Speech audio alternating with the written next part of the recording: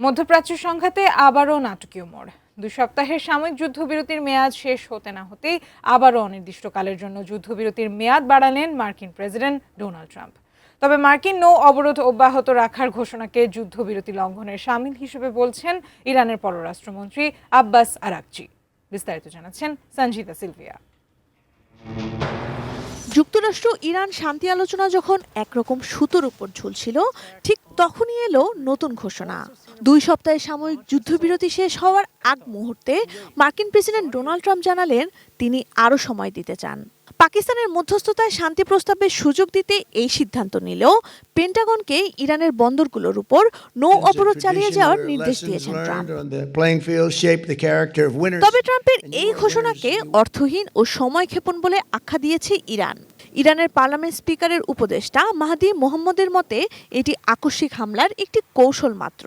32 ইঞ্চি জেভিকো TV এখন মাত্র 15,000 টাকায়, সাথে পাচ্ছেন 3 বছরের প্যানেল ওয়ারেন্টি।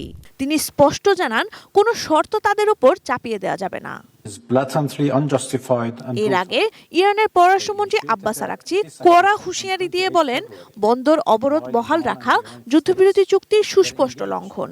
ইরান আধিপত্যবাদ প্রতিহত করতে জানে বলেও মন্তব্য করেন তিনি। এদিকে ট্রাম্পের এই পদক্ষেপকে স্বাগত জানিয়েছেন পাকিস্তানের প্রধানমন্ত্রী শাহবাজ শরীফ।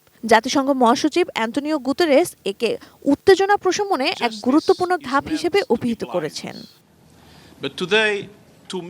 কূটনৈতিক টানাপোড়েনের মাঝেও নিজেদের ক্ষয়ক্ষতির হিসাব কষছে ইরান।